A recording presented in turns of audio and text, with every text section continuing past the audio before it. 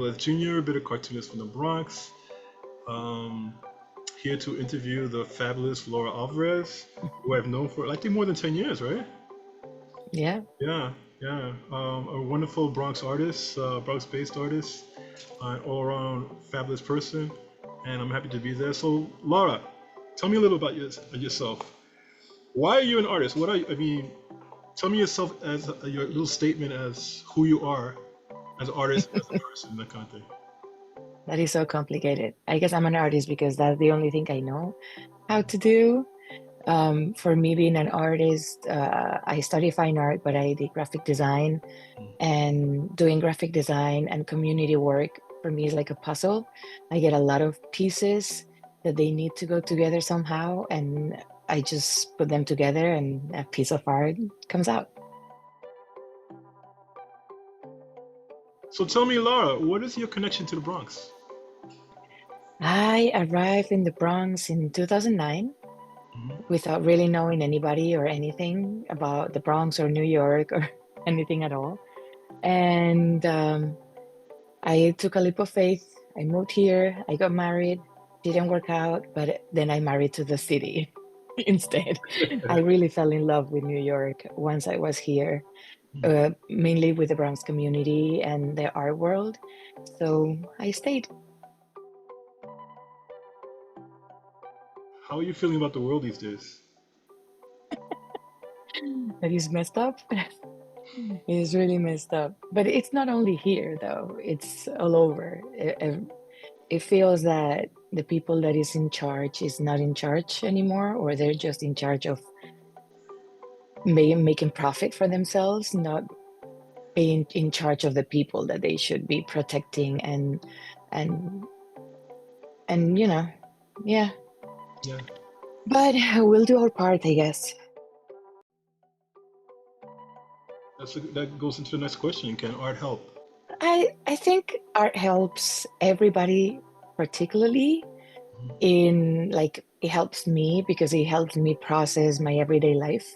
It helps me understand the world that I live in, or at least it helps me try to understand it Yeah, and try to understand things that happen that they might not be fair and you might not like them, but you have to cope somehow. So that's how I use art in my own personal life. And I always try to bring that side to other people so they can use art in that way so they can have an outlet that is not like going shooting people, for example. what is the importance of art in your life, particularly? And then I think you said that in the beginning, but let's just refresh that. Art, it's just everything. I don't know. If you look at everything has art. Your clothes have art, your house, your apartment has art, everything. The city should be an art and should be able to give you the green spaces that you need and the um, commodities that you need. Everything should be art. I think that they did very well in older times, in older ancient um, civilizations.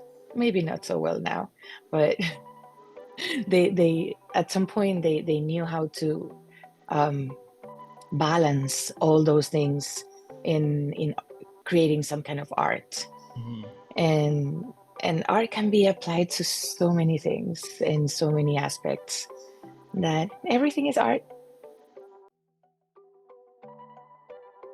What was it about art that attracted you? mm.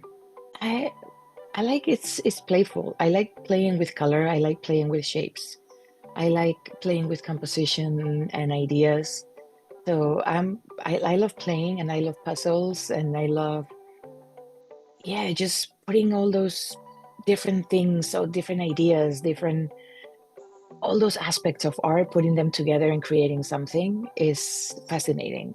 How can and I think everybody can do it. I firmly believe that everybody can do this. They just don't believe that they can. Because we all have brains that work Yeah, you're right. somehow.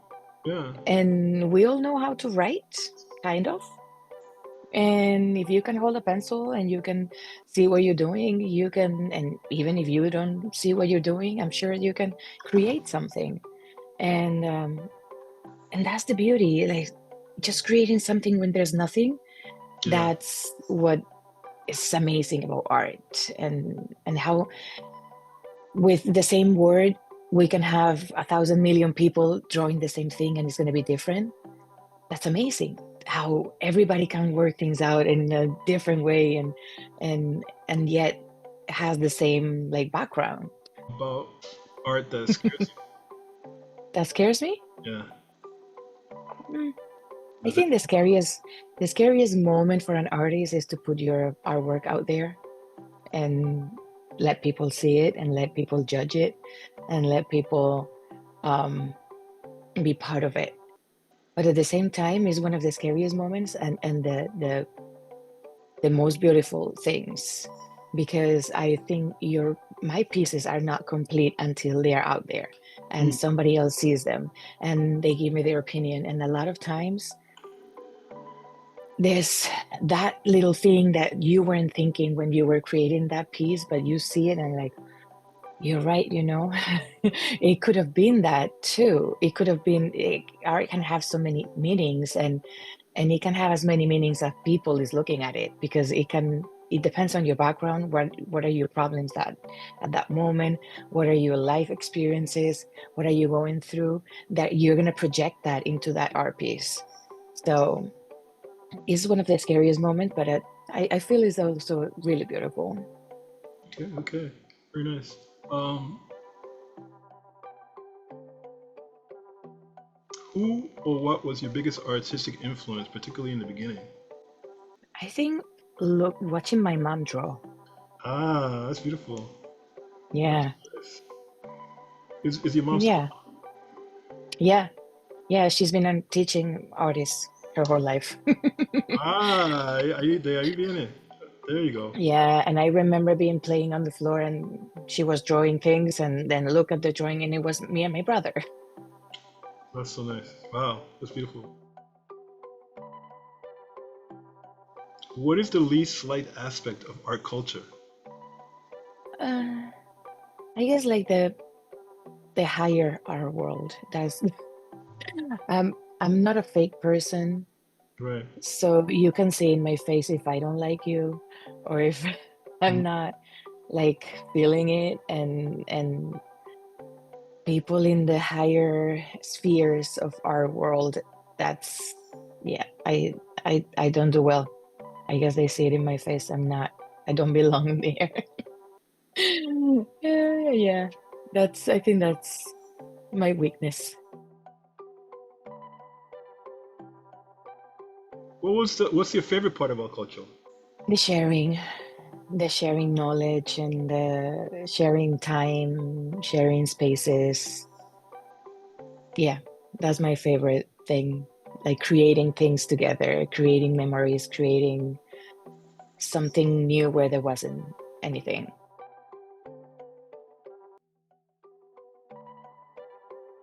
What is your dream creation? Ooh, Think about it. What do you that's a want hard to one. create, or you hope that you will create? I don't know, one thing after another. I guess I cannot. I don't think my life will be like, okay, I build this and my life is done. Like I achieve what I can retire now. I don't think I can ever retire from Oh, art or that's from creating. that's true. But what is like one thing you would hope that you can create in the future? And not to make you retire, but just something that like, you could really like. Wow, I hope I get to do this. I would like to be able to have the time and the money to create like Time. and it might change later. It might change tomorrow, but now I'm thinking I want to create this series of women breastfeeding, relating to like the virgins that they used to paint, Oh yeah, like in the old times, yeah. but bringing that up and creating the modern breastfeeding woman, and have a whole gallery full I of think that would boobs be a and great idea. babies. That's in my brain now. Thank you so much for this. I hope you get everything done before your trip.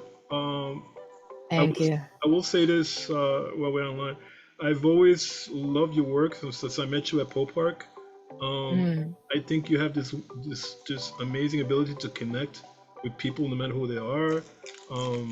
I think you are a wonderful organizer, which is a skill that a lot of us, you know, could be better at, and a lot of us don't have. But you are really good that way. And not only do you use to organize, but you actually use your organization skills to create more art, and that is like amazing. The art that I did today, it doesn't look so good, but it's only a 10-minute sketch. Pero todavía, okay? Oh, I look so young. I love You it. are young. This is you.